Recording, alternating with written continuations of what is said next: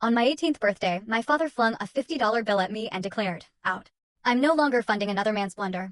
You won't believe what happened on my 18th birthday.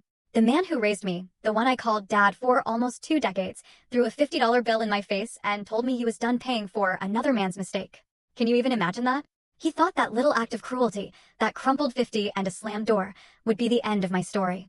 But honey, he had no idea it was just the beginning.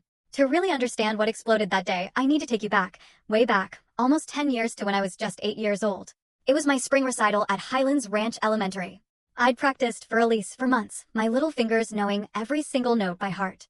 My mom, Linda, was there, front row, beaming, recording it all on her phone in her best blue dress. But the seat next to her?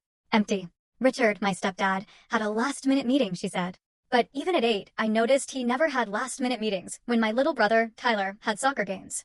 Tyler was only 4, often just picking dandelions on the field, but Richard was always there. Every single match. After the recital, I found Mom in the hallway, her eyes red, but she gave me that amazing smile and told me I was wonderful. "Why doesn't Daddy ever come to my things?" I asked. She didn't answer. She just squeezed me tighter than usual. That night, I couldn't sleep. I crept downstairs for a glass of water, and then I heard them, Richard and Mom, their voices hushed but tense from the kitchen. They didn't know I was listening. "I told you I can't pretend forever," Richard snapped. "Every time I look at her, I see the mistake you made. She's a child, Richard. She's innocent in all of this." Mom pleaded. "She's not my child. She never was. And the day she turns 18, she's out of this house."